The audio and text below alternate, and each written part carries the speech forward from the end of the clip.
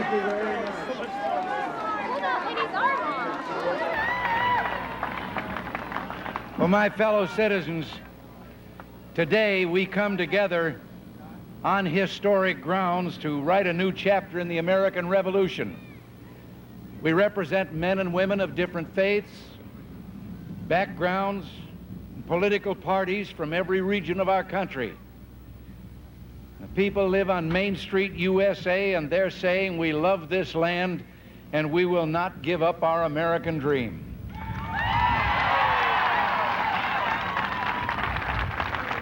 But for too long, their voices have been ignored. But no army on earth can stop an idea whose time has come, and our time is now.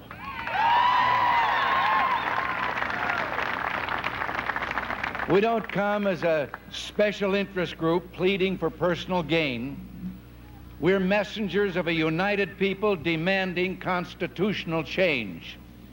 Crisis is a much abused word today, but can we deny that we face a crisis? Thomas Jefferson warned, "The public debt is the greatest of dangers to be feared." He believed that it was wrong and immoral for one generation to forever burden the generations yet to come. His philosophy prevailed for the first 150 years of our history. President Coolidge said, "There is no dignity quite so impressive and no independence so important as living within your means."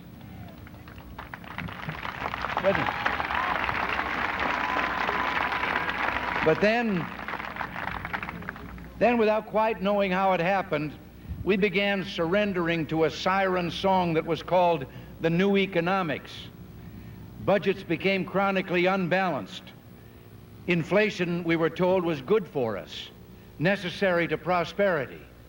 And the growing debt was no problem, we were told. We owed it to ourselves. So we have only balanced the budget once in the last 22 years. The national debt more than doubled in just the last 10. It was ready to break the $1 trillion barrier when we took office. The debt prorates out to $18,000 for each and every family in the United States. Borrowing to finance the annual interest on that debt, which is greater than the entire national budget just 22 years ago, more than $100 billion, crowds out investment and keeps interest rates too high. I've said before on occasion that balancing the budget is like protecting your virtue. You just have to learn to say no.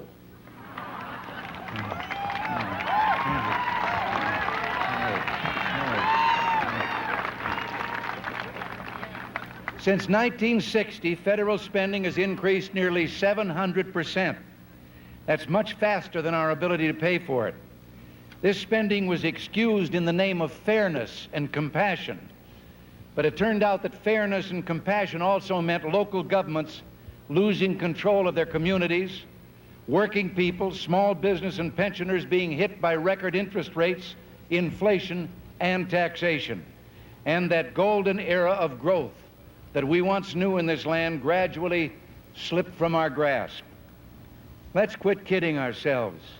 Pretending government could spend like there is no tomorrow and not hurt anyone has ended up punishing everyone, and the needy most of all.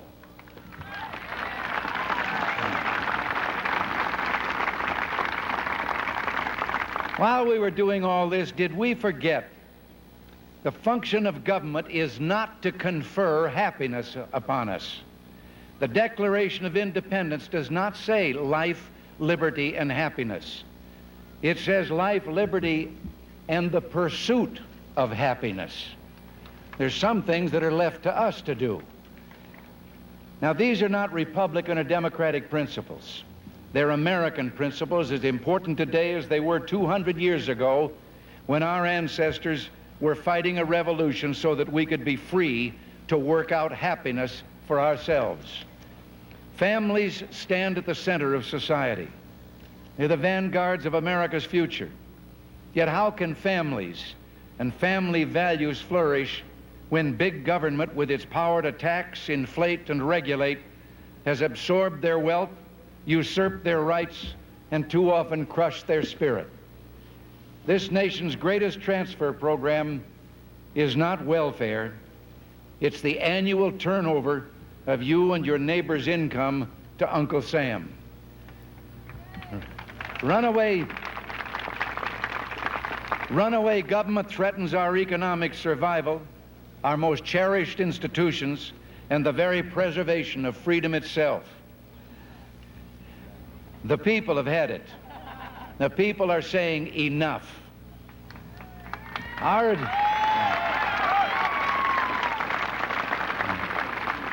Now, you know, our administration has the strange idea that you all weren't born just to help government grow fatter.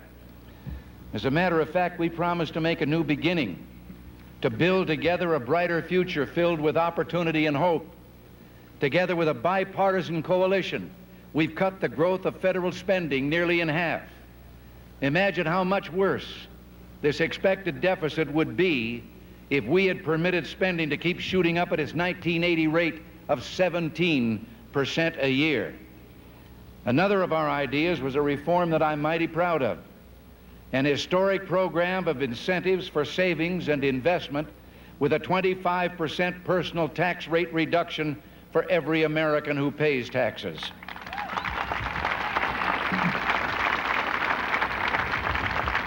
Now, some critics complain your tax cut is too big, that it costs government too much.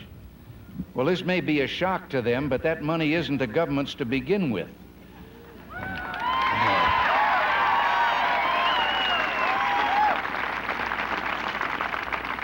It belongs to you, the people who earn it, and it's about time you were allowed to keep a bigger share of your own earnings.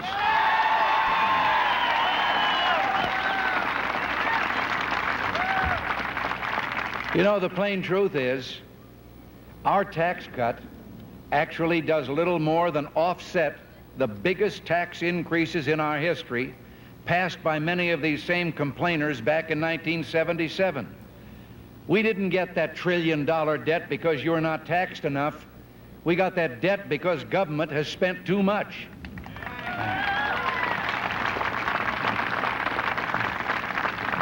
Maybe some of you are older to remember a gentleman named Will Rogers. Will Rogers once said, "I see a great deal of talk from Washington about lowering the taxes. I hope they get them lowered down enough so people can afford to pay them." Well, that's what preserving the third year of the tax cut and indexing are all about. Eliminate them, and low and middle income earners lose nearly 40% of their entire tax reduction. We can close loopholes. We can broaden the tax base. The tax bill approved by the Senate Finance Committee meets these objectives, and I urge its enactment. It is only by reducing tax rates and slowing price increases that Americans can finally have more money to spend, save, and help the economy grow. Our program is doing that, but it's been in the books less than a year. We must and we will get America moving again, but not by taxing the American people into the poorhouse. We've only begun to wean ourselves from the long misery of overtaxing, overspending, and the great myth that our national nanny always knows best.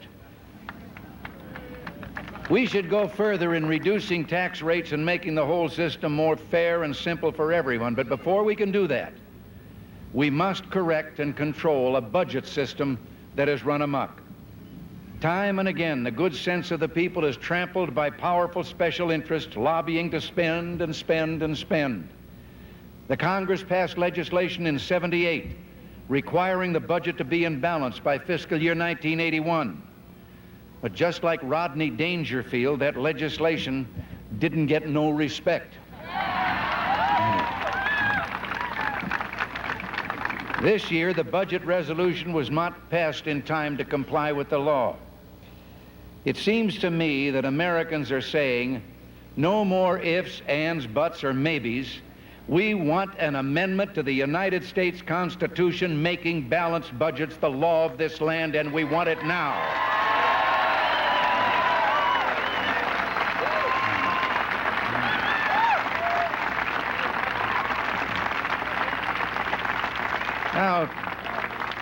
course, we have to recognize all balanced budgets aren't created equal. The crucial question is, how do we balance the budget? I don't think you want us to balance the budget by weaseling out of the first decent tax program since John Kennedy's tax cut nearly 20 years ago, nor would you have us do it by compromising defenses and placing our country's security in peril. There is a better way. Balance the budget by bringing to heel a federal establishment which has taken too much power from the states, too much liberty with the Constitution, and too much money from the people.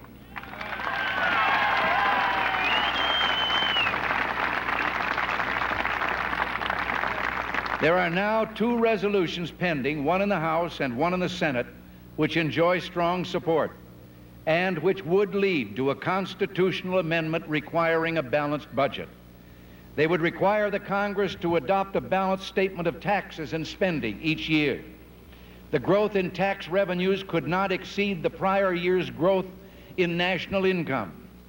This would be a limitation against reaching a balanced budget by simply sending the taxpayers a bill for whatever the deficit might be. The Congress would have to make tough choices to control so-called uncontrollables. And believe me, that's what this skeptical country is waiting to see. The public could see who's hiding behind the rhetoric of balanced budgets. At the same time, they're unwilling to make the cuts in spending to bring them about. Now, this doesn't mean, as some contend, that the Congress would be bound by a fiscal straitjacket, never able to plan a deficit. It could do so by going on record with a 60% vote of the full membership of both houses. This would be an important discipline. Once approved by the Congress, the amendment will have to be ratified by 3/4 of the states. It would then take effect for the second fiscal year beginning after its ratification. But ratification itself will produce an immediate impact. From that moment on, the watchword to Washington will be, start shaping up, or you may be shipping out.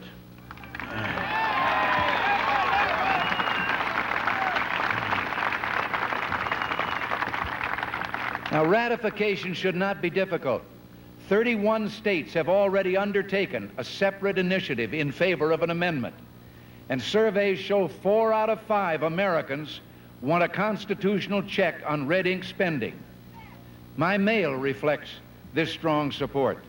Republicans and Democrats alike are ready for a goal line stand to ask or against big spending, even if that means pruning some popular programs. People understand that making this government live within its means will ultimately do more to bring down interest rates and put our unemployed back to work than anything else we could do. Balancing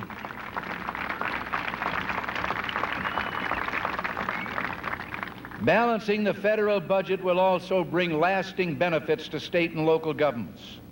Once the federal government can no longer preempt state and local revenues, then those governments closest to the people can better fulfill their mission and vision for the Founding Fathers. They can become the true laboratories of democracy in the United States.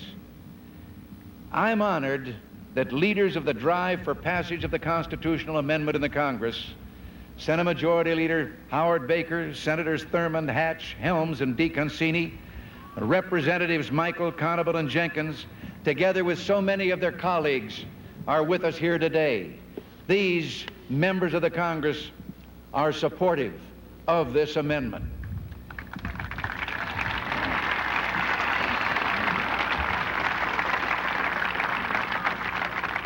They have worked hard to help us get spending under control. Now the Senate is ready to take another step forward and pass this historic amendment. I'm encouraged by the spirit of solidarity of the 65 responsible Democrats in the House and 17 in the Senate who are co-sponsoring this amendment. They know this is no partisan issue. It is the people's crusade. And today, we urge the Congress, let their will be carried out.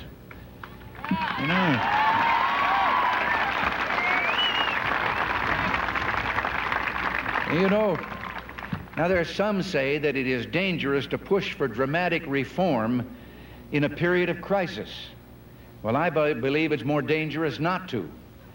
We may always have a crisis of one kind or another. We may not always have another opportunity. Others insist that a constitution should not embody economic theory. Well, I got news for them. A wise and frugal government which does not take from the mouth of labor the bread it has earned is not economic theory. The integrity to stand for sound money, an end to deficit spending, and eventual retirement of the national debt is not economic theory. Those principles are the very heart of a tried and proven system, our system, the system which created the greatest outpouring of wealth in all history and distributed that wealth more widely among the people than anywhere else in the world.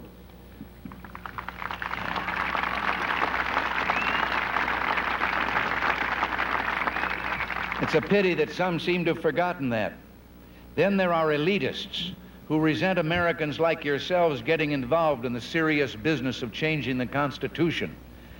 But our Constitution was not written to protect the government from its people.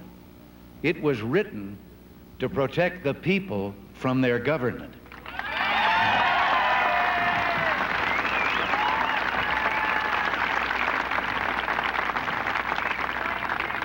I've told on several occasions, you know, there are a lot of constitutions in the world. Haven't read all of them, but read a lot of them. And what is the great difference that makes ours so unique?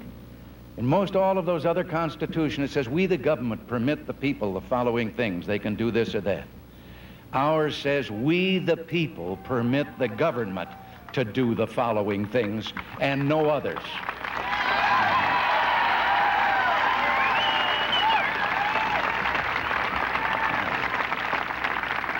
George Washington told us in his farewell address, the basis of our political system is the right of the people to make and to alter their constitutions of government. It's been said that nothing will ruin a country if the people themselves undertake its safety, and nothing can save it if they leave that safety in any hands but their own.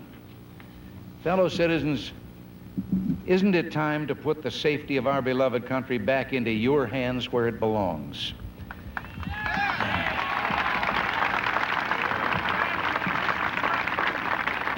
Isn't it time to mobilize the great American lobby and make government understand its job is to wipe out deficits and not let deficits wipe us out?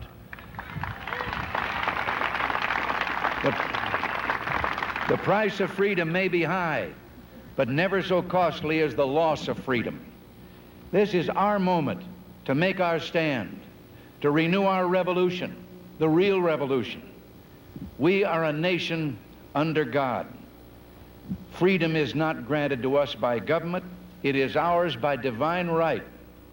Our purpose is to provide within a system of laws the ultimate in dignity and individual opportunity to every American without exception. Let us accept our responsibilities. Let history record that when America needed us most, we didn't cut and run. Leave here today strengthened by renewed faith and determination that we will do whatever it takes to make this government once again the faithful servant of the American people. Thank you very much, and God bless you all. Thank you.